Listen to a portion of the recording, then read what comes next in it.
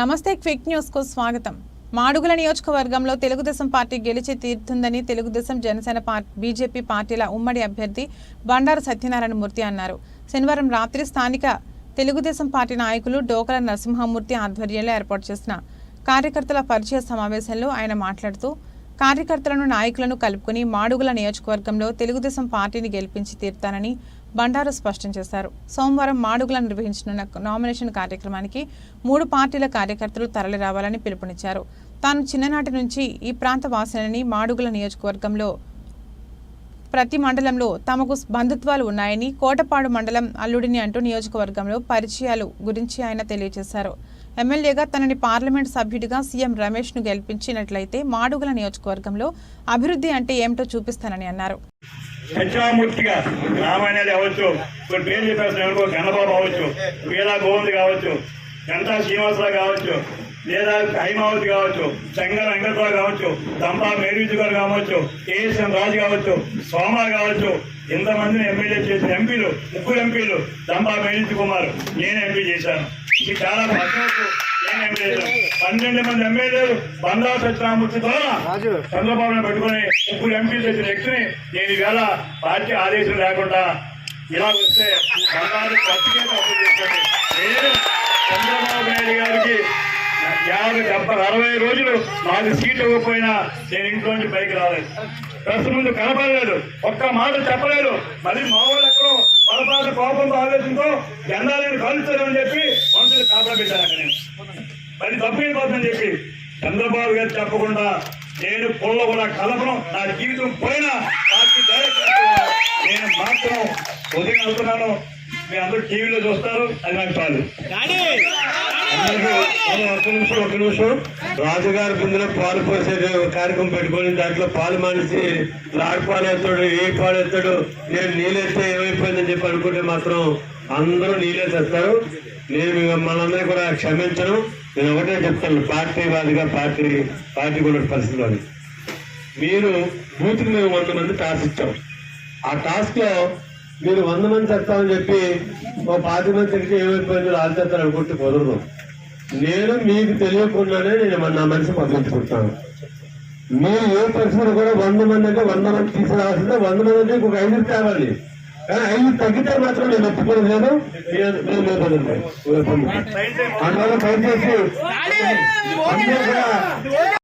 Grid అనే programme ని మీ conference కి మంజూరు చేశారు. ఆ గ్రిడ్ ఉద్దేశం ఏంటంటే ఈ ఊళ్ళో ఉన్న బోర్డులు కావు, మీ ఊళ్ళో ఉన్న వాటర్ స్కీమ్స్ కాదు, రైవాల్ నుంచి కోణం నుంచి కొంత ఎంజీడీ వాటర్ తీసుకొని మీకు పైపుల ద్వారా వాటర్ ఇవ్వాలని చెప్పి ప్రాజెక్టు శాంక్షన్ చేస్తే గవర్నమెంట్ ఆఫ్ ఇండియా మోడీ గారు జలజీవన మిషన్ అని పేరు చెప్పి అప్పుడైతే మనం 1000 కోట్లు పెడదాం అనుకున్నాం. లోకేష్ గారు ఆ 1000 కోట్లు తానే గ్రాంట్ ఇవ్వాలనుకున్నాడు. కానీ అదృష్టశాత్తు ఈ దుర్మార్గులకి జలజీవన మిషన్ డబ్బు వస్తే ఆ స్కీమ్ అమలు చేయకుండా చూడండి, మీ ఊళ్ళో పైపులు ఉన్నాయి. పైపులు ఇది వెనక సామెత ఉంది, తాలింపుకి నూనె లేదు, బూరు నూనె పెళ్ళం అందట. పైపులు మాత్రం ఉన్నాయి ఊళ్ళో. ఈ ముత్యాలరెడ్డి గారు సిమెంట్ రోడ్, మీరు వేసిన సిమెంట్ రోడ్ని తగ్గేసి పైపులు వేస్తున్నాడు. ఏదైనా బాబు అంటే నాకు సమాధానం లేదు. అయిపోతుందమ్మా వాటర్ పైపులు లేవట. ఆ పైపులు నింప ముత్యాలు నింపాలి పైపులు. రెండోది నేను చూసాను చీడికాయల్లో మా చేతిలో పైపులు కమిషన్ కోసం లారీలు ఊళ్ళో వాసేసి పోయినారు. చెప్తున్నా మా సర్పంచ్ ఛత్రపతి, ఆ వాటర్ గ్రిడ్ ఈ 4 నియోజకవర్గంలో కేంద్ర ప్రభుత్వంతో మాట్లాడి ప్రతి ఇంటికి ఈ ఊళ్ళో వాటర్ కాకుండా ప్రతి ఇంటికి ట్యాప్ ఇచ్చే బాధ్యత మేము ఇద్దరం తీసుకుంటాం.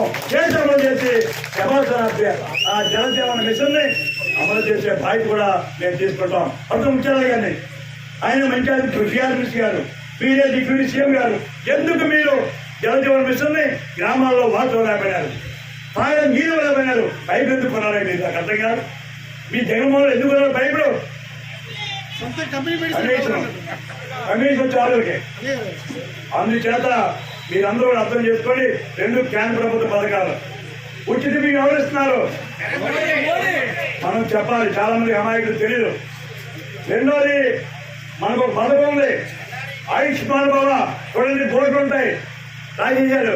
మీరు ఎవరైనా సరే 5 లక్షల రోజు లోపల మీరు హాస్పిటల్కి వెళ్తే ఆయుష్మాన్ భావ ద్వారా నేరుగా మీ హాస్పిటల్కి డబ్బు వచ్చే పథకం ఉంది. అక్కడ చెప్పారండి ఈ దిగుమల ఎమ్మెల్యే మంత్రులు ఎందుకు ఆయుష్మాన్ భావని నాశనం చేశారంటే దానికి సమాధానం లేదు. ఈ కేంద్ర ప్రభుత్వం ఉంది వేళ మోడీ గారు ఎందుకు గెలిపించాలో చెప్తున్నాను.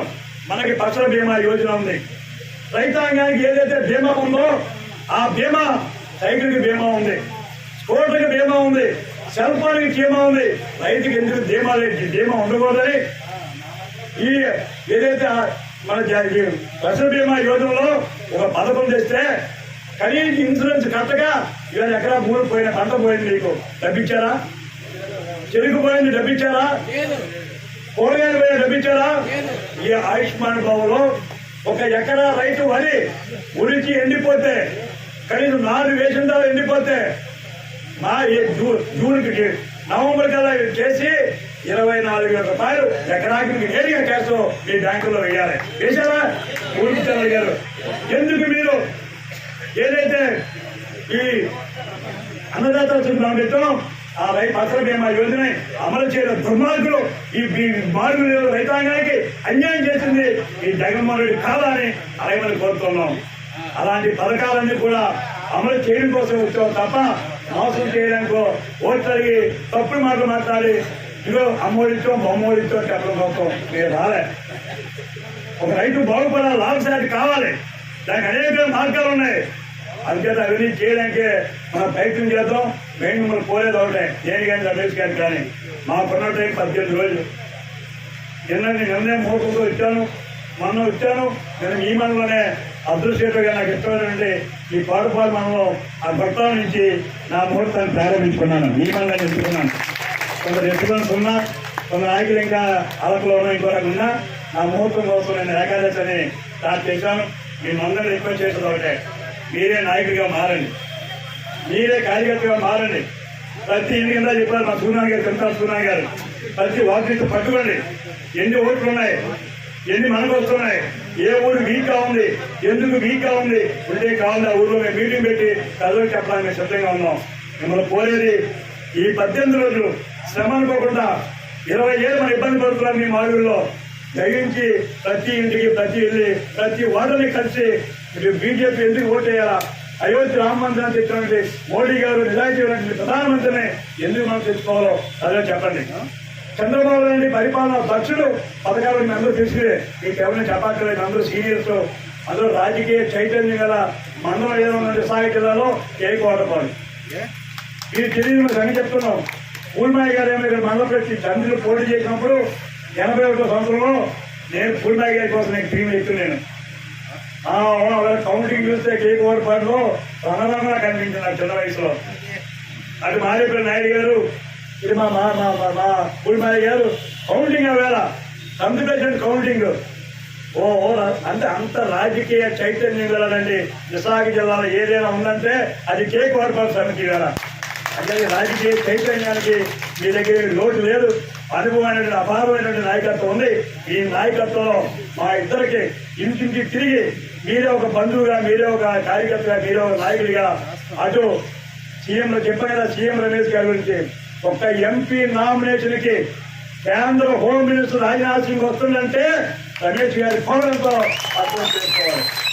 మోడీ గారు 4 మీటింగ్లు ఇస్తే ఒక మీటింగ్ అనకాపల్లి రమేష్ గారికి మోడీ గారు వస్తారంటే రమేష్ తో మనం గొప్ప కోసం కాదు, రమేష్ గారితో ఎలాంటి పనులు మనం కేంద్రంలో చేసుకోవచ్చో కూడా అర్థం చేసుకోండి.